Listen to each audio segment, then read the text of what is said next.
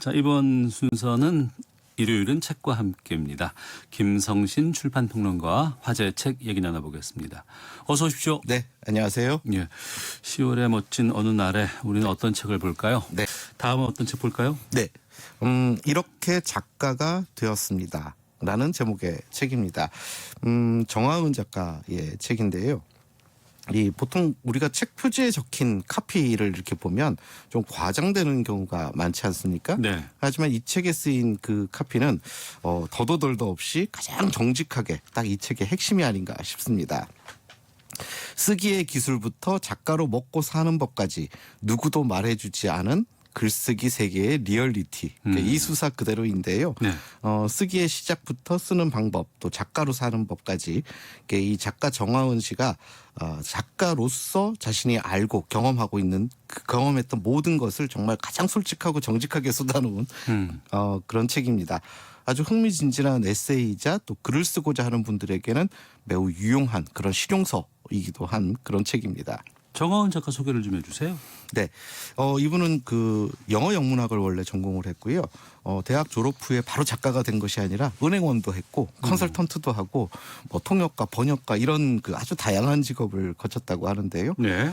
그러다가 2013년 장편 소설 모던 하트라는 작품으로 제18회 한겨레 문학상을 수상을 하면서 이 작가로서 화려하게 데뷔를 하고 활동을 시작했습니다. 그래서 이후에 잠실동 사람들이라든지 또 맨 얼굴의 사랑, 그 남자의 집으로 들어갔다, 또 어느 날 몸 밖으로 나간 여자는 같은 그런 이 소설 작품들, 장편 소설들 발표하면서 이제 활발하게 활동을 하고 있기 때문에 이분 정체성은 지금 소설가 라고 할 수 있는데 네. 특히 최근에는 이 에세이를 많이 펴냈습니다.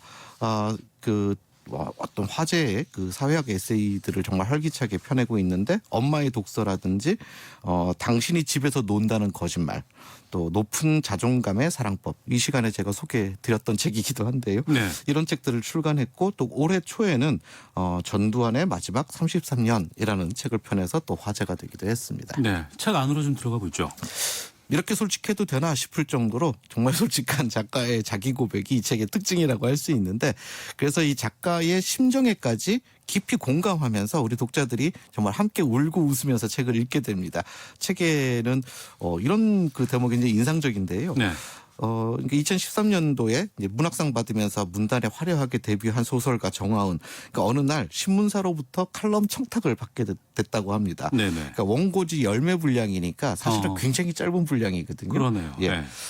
그래서 뭐 글솜씨 능숙한 분들이면 거의 1시간이면 쓸 수도 있을 만큼의 짧은 분량인데, 이걸 처음으로 이제 청탁을 받은 거잖아요. 그러니까 주제에 제한은 없지만 칼럼의 성격상 뭔가 사회적 의미를 갖춘 그런 글을 이제 써야 한다. 이런 이제 것들을 파악한 거죠.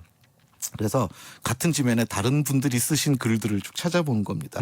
그랬더니 자신을 뺀 모든 필자들의 글이 너무 훌륭해 보이더라는 거죠. 그래서 이렇게 표현합니다. 나로서는 까무러쳐도 따라갈 수 없을 급으로 보였다. 라고 이제 회고하면서 나는 정말 여기에다가 글을 쓸 수 있을까? 이제 이런 생각을 하면서 이 칼럼을 쓰기 시작했다는 겁니다. 그거 어떻게 썼대요? 그래서 막 청탁을 받은 다음 날부터 작가는 신문이라는 신문의 모든 칼럼들을 다 찾아 읽었답니다. 네. 그리고 짧은 글쓰기에 관한 책도 보이는 대로 다 사들였다고 합니다. 그래서 그 10배짜리 원고 하나를 쓰려고요.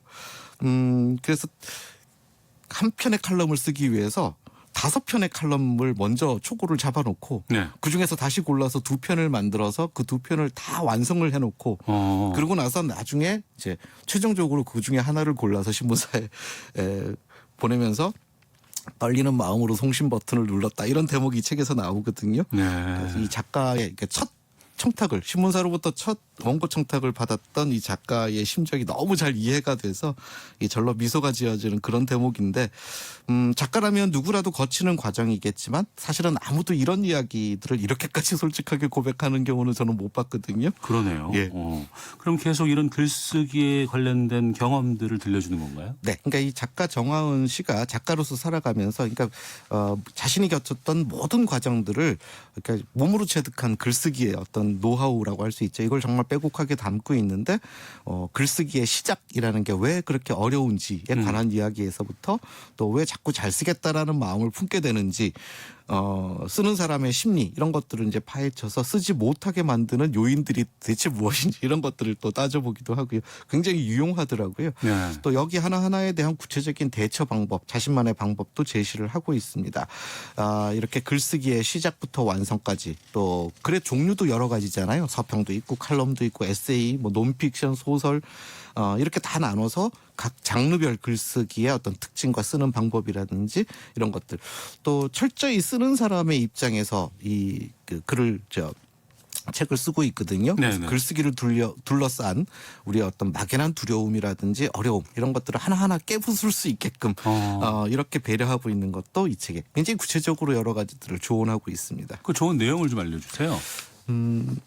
이런 것들입니다. 대표적으로 작가의 핵심적 정체성이 뭐냐라고 얘기를 던져놓고서는 그건 거절이다. 이렇게 작가는 거절을 잘해야 된다. 네.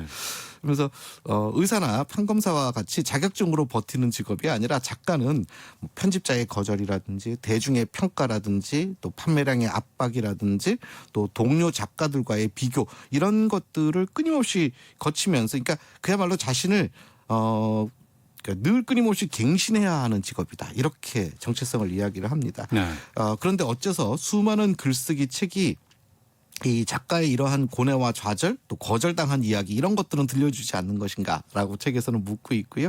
그래서 정하은 작가는 글 쓰는 이의 그 현실적인 이야기를 정말 이렇게 생생하게 들려주고 있습니다.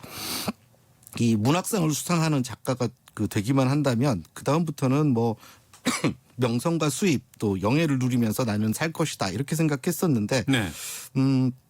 자기 원고에 대한 출간을 거절하는 편집자의 메일을 받은 뒤에 아주 아이고. 극심한 슬럼프에 빠진 이야기를 들려주거든요. 예, 예. 그러니까 그 당시에 자신이 얼마나 큰 충격을 받았는지 틈만 나면 인터넷으로 검색해서 다른 작가들이 원고를 거절당한 정황을 뒤쫓는 취미까지 이 당시에 생겼었다. 나 같은 경험을 한 사람이 누가 있는지. 그렇죠.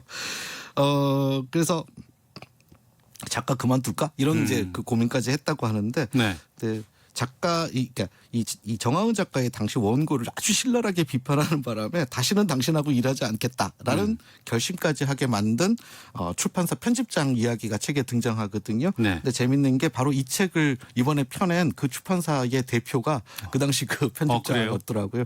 완전히 극복을 한 거겠죠. 그 극복은 어떻게 했을까요?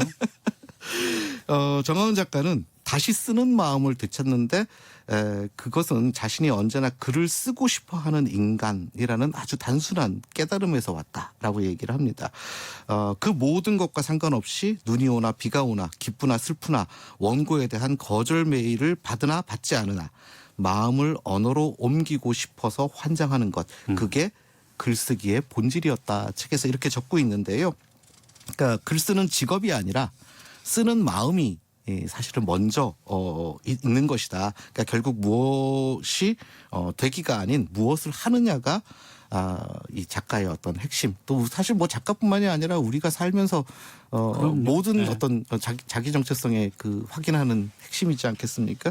그래서 이렇게 아주 그 정직하게 글쓰기에 관한 또 작가로서의 삶에 관한 이야기를 흥미진진하게 펼쳐주는 그런 책입니다. 네.